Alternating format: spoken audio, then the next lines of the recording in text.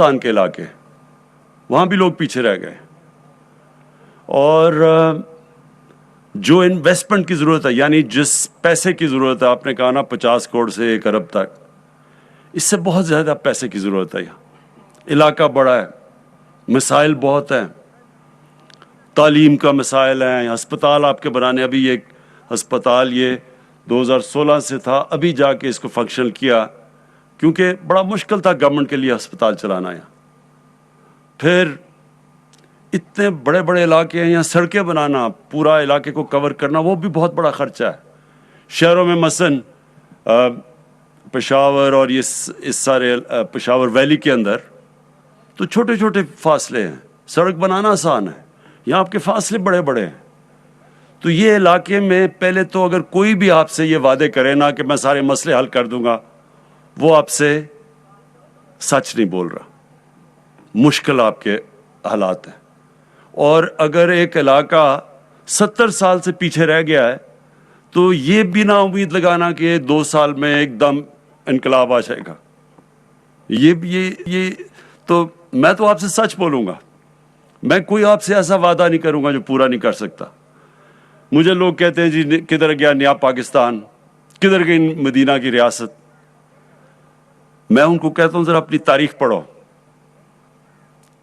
ضروری ہے سب کو کہ اسلام کی تاریخ پڑھیں. مدینہ کی ریاست جب بنی تھی تو کیا دنیا کے عظیم لیڈر اللہ کے حبیب نبی صلی اللہ علیہ وسلم نے کیا ایک دم جا کے وہاں ایک دم مدینہ کی ریاست بن گئی تھی؟ 4-5 سال اس ریاست نے بڑے مشکل وقت گزارا. خطرے میں تھی امت. 2 جنگوں میں، خندق میں اور جنگ احد میں بڑی مشکل سے نکلی امت. لیکن آہستہ آہستہ تبدیلی 2 طرح آئی. ایک تبدیلی انہوں نے نئے قانون لے کے آئے، قانون کی بالادستی، رول آف لا جسے کہتے ہیں، انصاف کا نظام لے کے آئے. پھر فلاحی ریاست بنائی، نچلے طبقے کو اوپر اٹھایا. ٹائم لگا.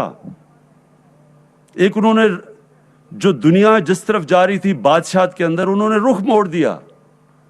ایک نیا نظام لے کے آئے جس کو آج بھی مدینہ کی ریاست کے جو اصول ہے وہ ماڈرن سٹیٹ ہے.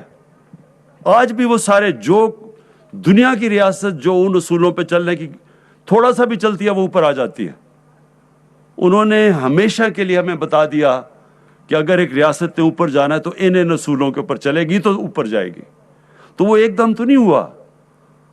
وہ اصول انہوں نے بنائے، اس کے اوپر ریاست نے چلنے کی کوشش کی، مشکلات آئیں، اور پھر دیکھتے دیکھتے دنیا کی تاریخ کا سب سے بڑا انقلاب آیا. تو آپ کے سامنے وہ جدوجہد تو ہو رہی ہے پاکستان میں. آج وہ پاکستان میں وہ جو انقلاب ہے اس کی شروعات تو ہو چکی ہیں. اور اگر آپ نے دیکھنا ہے کہ کیسے شروع ہوئی تو یہ سارے چوروں کا ٹولہ جو اکٹھا ہو کے ہر دوسرے دن سڑکوں پہ آ جاتا ہے، ان کی جب آپ شکلیں دیکھیں گے اور جب آپ دیکھیں گے سب اکٹھے ہو گئے ہیں تو آپ کو سب کو مطمئن ہونا چاہیے کہ انقلاب آنا شروع ہو گیا پاکستان میں. جب ایک معاشرے کے سارے بڑے بڑے ڈاکو جو 35 سال سے اس ملک کو لوٹ رہے تھے، وہ جب سب اکٹھے ہو جاتے ہیں اور پھر ایک حکومت کہتی ہے میں نے ان کو NRO نہیں دینا، جتنی مرضی بلیک میل کریں. جنرل مشرف، فوج اس کے نیچے، آرمی چیف، ملک کا پریزیڈنٹ، امریکہ اس کے ساتھ، ججز اس کے نیچے، نیب اس کے نیچے. اس نے انہی ڈاکوؤں کے سامنے 2 دفعہ NRO دیا. نہیں برداشت کر سکا، پریشر نہیں برداشت کر سکا وہ بھی. تو جو اصل تو تبدیلی یہ اس طرح آتی ہے جب ایک ریاست کھڑی ہو جاتی ہے اور کہتی ہے قانون کے اوپر کوئی نہیں. جو نبی صلی اللہ علیہ وسلم نے کہا کہ میری اگر بیٹی بھی جرم کرے گی تو اس کو سزا ملے گی، کوئی قانون کے اوپر نہیں ہے. تو یہ جو سارے چوروں کا ٹولہ ہے یہ کیا کہہ رہے ہیں کہ باقی چوروں کو پکڑ کے جیلوں میں ڈالو لیکن ہم جتنی مرضی چوری کریں ہمیں NRO دے دو. یہ گیم چل رہی ہے. تو یہ جو شروع ہے یہ قانون کی بالادستی کی جنگ, اس میں انشاءاللہ جیسے ہم جیتیں گے اس میں اٹھتی ہے قومیں تو ایسے بنتی ہیں. اگر قوم کا سارا پیسہ چوری کر کے باہر لے جائے کوئی, سارے بڑے بڑے چور بڑے بڑے محلات باہر بنا لیں, سب کے بیٹے 12 اربوں روپے کے محلوں میں رہ رہے ہیں, وہ اسحاق ڈار کے بیٹے, نواز شریف کے بیٹے, وہ شہباز شریف, سارے اربوں پتی بن گئے. کس کے پیسے پہ؟ آپ کے پیسے پہ. اب یا وہ پیسہ آپ پہ لگ سکتا ہے اور یا وہ بڑے بڑے محلات باہر خریدنے میں لگ سکتا ہے. اور پھر بلیک میل کر رہے ہیں کہ نہیں جی ہمیں نہیں ہاتھ لگاؤ, باقی چوروں کو پکڑو, ہمیں نہ ہاتھ لگاؤ. تو میں یہ کہنے کی کوشش کر رہا ہوں کہ مشرف جو اتنی طاقتور تھا وہ ان کے سامنے گھٹنے ٹیک گیا. تو پہلے تو یہ بہت ضروری آپ کے لیے سمجھنا, کیوں ہمارے ملک کے پاس پیسہ نہیں ہے؟ پیسہ اکٹھا کیسے ہو؟ جب آپ کا پیسہ چوری ہو کے باہر چلا جائے گا تو کدھر سے پیسہ آئے گا کہ ہم ان سارے علاقوں پہ خرچ کریں؟ کیوں چھوٹا سا طبقہ امیر ہو گیا, باقی لوگوں کے پاس ہمارے سے سارے ملک آگے, بنگلہ دیش ہمارے سے آگے نکل گیا. ایسٹ پاکستان اور ویسٹ پاکستان میں زمین آسمان کا فرق ہوتا تھا. کوئی سوچ بھی نہیں سکتا تھا کہ ایسٹ پاکستان ویسٹ پاکستان سے زیادہ خوشحال ہو جائے گا. اور آج دیکھ لیں بنگلہ دیش, جس کو لوگوں نے یہاں جب علیحدہ ہوا تو انہوں نے کہا جی بہت بوجھ پڑا ہوا تھا پاکستان پہ, ایسٹ پاکستان کا, آج وہ پاکستان سے آگے نکل گیا. تو جب ایک ملک کے اندر بڑے بڑے ڈاکو ملک کی سربراہی کرتے ہیں, وہ ملک ترقی نہیں کر سکتا, وہ خوشحال نہیں ہو سکتا. ایک آپ فیکٹری کے اوپر ایک ڈاکو کو بٹھا دیں, آپ کی فیکٹری بیٹھ جائے گی, وہ اس کا دیوالیہ نکل جائے گا. تو میں صرف آپ کو یہ کہہ رہا ہوں کہ ہم ایک مشکل حالات سے نکل رہے ہیں. آپ یہ سمجھ جائیں کہ ملک کا تاریخی قرضے چڑھے ہوئے ہیں آج پاکستان کے اوپر. ان کی وجہ سے ہم اس سے نکلنے کی کوشش کر رہے ہیں, ملک کو صحیح راستے پہ لے کے آ رہے ہیں. یہ مطمئن ہو جائیں کہ اللہ نے جو چیزیں, جو وسائل, جو نعمتیں پاکستان کو بخشی ہیں, کوئی مقابلہ نہیں کرے گا ہمارا چند سالوں میں. اگر ہم قانون کی بالادستی, کوئی ملک ترقی نہیں کرتا قانون کی بالادستی کے بغیر. کوئی ملک نہیں ترقی کرتا جدھر طاقتور کے لیے قانون اور کمزور کے لیے دوسرا. کوئی ملک نہیں ترقی کرتا. اور یہ کس نے کہا تھا؟ ہمارے نبی صلی اللہ علیہ وسلم نے کہا تھا. انہوں کی حدیث تھی, بڑی قومیں تمہارے سے پہلے تباہ ہوئیں جدھر طاقتور کے لیے NRO اور چھوٹے چور کے لیے جیل. تو ہمارے لیے ایک نیا دور شروع ہو رہا ہے,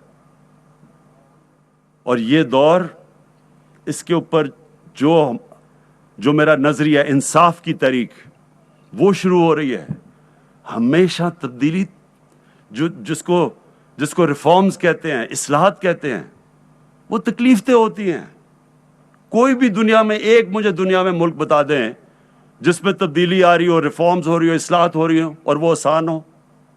جو بھی ملک اٹھا, جب جرمنی تباہ ہو گیا تھا, جب جاپان تباہ ہو گیا تھا دوسری جنگ عظیم کے بعد, تو ان کو کتنی دیر لگی تھی, مشکل وقت سب نے گزارا, لیکن وہ قومیں کھڑی ہو گئی.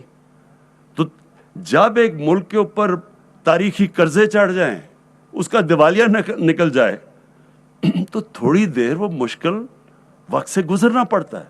تو پہلے میں آپ کو یہ واضح کر دوں, اس لیے جب آپ کہتے ہیں,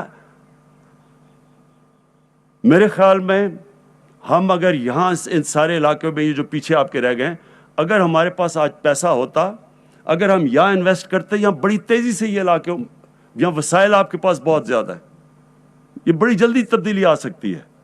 لیکن اس کے باوجود کہ ہمارے پاس اس وقت مشکل حالات ہے, اس کے باوجود محمود خان کو ہم نے کہا ہوا ہے بار بار کہ اگر اور کہیں سے بھی ہم نے پیسے کٹ کرنے ہیں, قبائلی علاقے سے نہیں ہم نے کرنے. قبائلی علاقے کو ہم نے پوری طرح جتنے بھی ہمارے پاس وسائل ہیں ان کے اوپر خرچ کر رہے ہیں. میں محمود خان کو لے کے اس لیے آیا ہوں کہ ان کو جو بھی ابھی آپ نے جو آس نامہ پڑھا, اس میں کئی چیزیں, مثلا آپ کے وہ جو وہ کمپنسیشن دینی تھی، اس کا جو ٹوکنز دے رہے جو کمپنسیشن، اس کے لیے محمود خان کو پتہ ہے. جو آپ کا پانی کا مسئلہ ہے، آپ کو بہت زیادہ چھوٹی چھوٹی چیک ڈیمز چاہیے. سب سے بڑے مسئلے تو یہ ہیں کہ آپ کو پانی گاؤں میں فراہم ہو، صاف پینے کا پانی. اس کے بعد جو آپ کی سڑکیں ہیں وہ تیسرے نمبر پہ آئیں گی. اس سے پہلے آپ کا تعلیم کا نظام، یہاں بچوں کو تعلیم کی بہت ضرورت ہے. پھر ہمارا جو احساس پروگرام ہے، جو سب یہاں جو غربت کے نیچے لوگ ہیں، جو 70% آپ کے لوگ ہیں، وہ میں ڈاکٹر ثانیہ کو خاص لے کے آیا ہوں کہ احساس پروگرام میں نیچے تک سٹائپنڈز دیں، غریب گھرانوں کو قرضے دیں.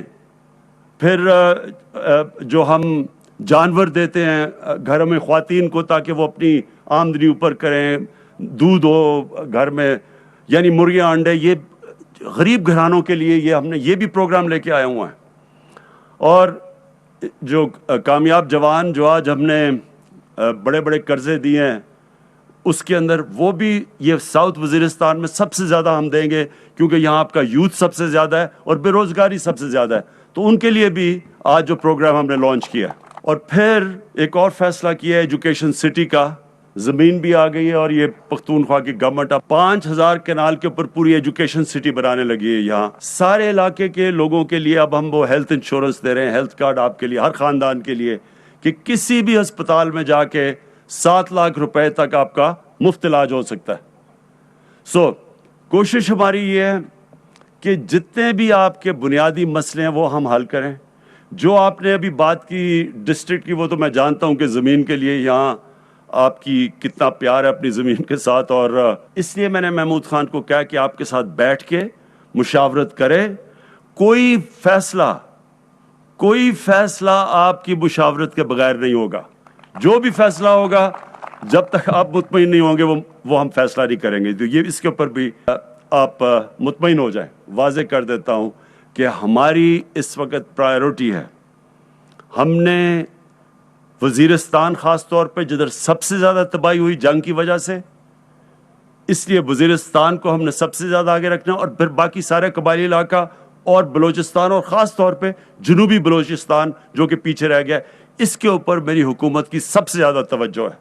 اور انشاءاللہ آپ کو یہ نظر آنا شروع ہوگا کہ جو اب ہم آپ کے لیے کام کر رہے ہیں، آپ کو نظر آئے گا کہ نیا وزیرستان بننے جا رہا ہے. شکریہ.